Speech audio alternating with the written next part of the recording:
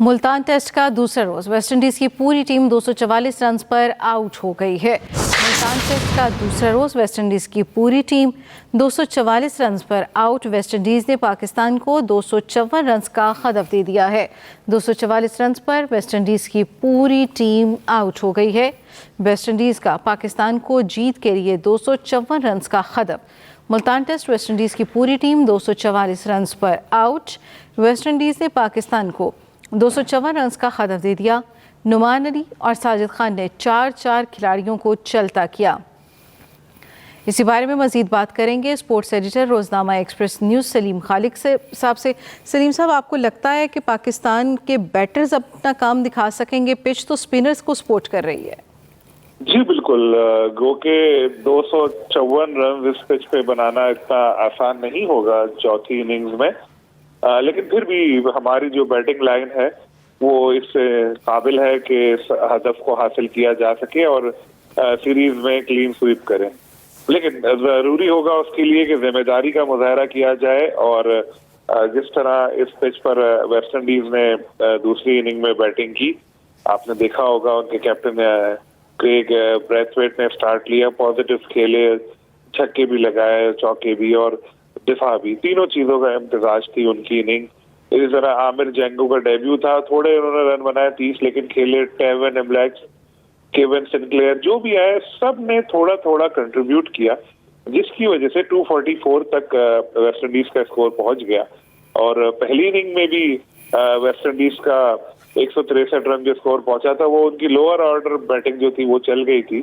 और इस वक्त ऐसा ही लगता है कि जो पहली इनिंग में 54 रन पर 8 खिलाड़ियों को आउट करके स्कोर 163 तक पहुंचाया, उसने पाकिस्तान को थोड़ा सा ट्रिकी सिचुएशन में डाल दिया है, क्योंकि अब स्कोर जो है 254 है। अगर ऐसा नहीं होता तो शायद बहुत कम पाकिस्तान को हदफ मिलता। खैर, अब जो बात आती है कि स्टार्ट करें हम, तो ओपनर से ही जो हुरैरा है उनकी ये अब चौथी इनिंग्स होगी टेस्ट क्रिकेट में, 3 में वो कुछ नहीं कर पाए, तो यहाँ अगर वो नहीं चल पाए तो उनका कैरियर शायद फिर थोड़ा एक रुक सकता है। तो उनके ऊपर बहुत ज्यादा जिम्मेदारी है कि एक बड़ी इनिंग खेले। इसी तरह शान को एज अ कैप्टन जिम्मेदारी लेना पड़ेगी।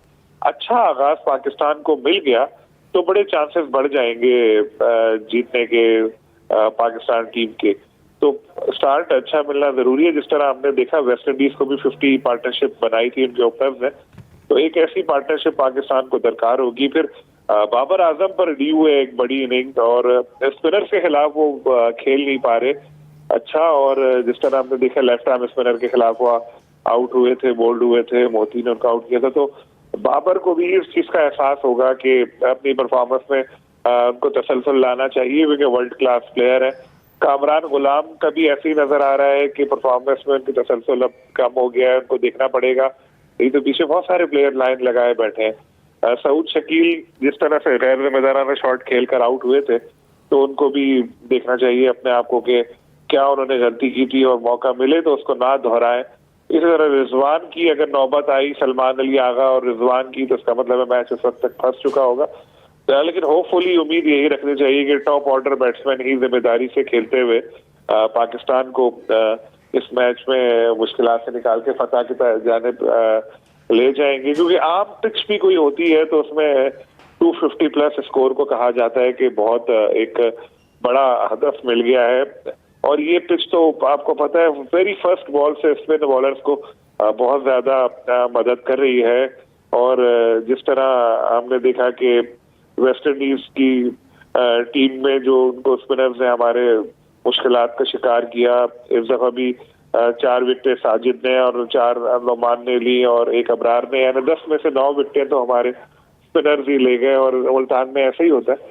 तो वेस्टइंडीज के जो स्पिनर्स हैं गो के उनके पास ऐसा तो नहीं है कि बिल्कुल बहुत कोई खतरनाक स्पिनर्स हो, लेकिन हमने देखा कि उनके स्पिनर्स भी बेहतर बॉलिंग कर रहे हैं। खास तौर पर जो लेफ्ट आर्म स्पिनर है उनके मोती, उन्होंने पहली इनिंग में अच्छी बॉलिंग की थी और बाबर को भी उन्होंने बोल्ड किया था। इसी तरह जो उनके दूसरे लेफ्ट आर्म स्पिनर है वेरिकैन, उन्होंने भी अच्छी बॉलिंग की थी। तो हम ये कह सकते हैं कि वेस्टइंडीज के पास भी बॉलिंग में वैरायटी है। और इंटरेस्टिंग बात ये, उनके जो पेसर है रोच, उन्होंने भी 2 विकेटें ली थी। तो यानी एक अच्छी बॉलिंग वेस्टइंडीज के पास भी है, लेकिन पाकिस्तान की बैटिंग भी बहुत अच्छी है। ऑन पेपर अगर हम देखें, सबसे बड़ी बात, हम अपने होम ग्राउंड पर खेल रहे हैं। ये लड़के इन्हीं पिचेस पर खेलकर इस मकाम तक पहुंचे हैं, तो उनको सब चीजों का आइडिया है। कंडीशंस भी अपनी, पिच भी अपनी, और टाइम भी बहुत है। टाइम जैसे अक्सर हम लोग देख रहे होते हैं कि हमारे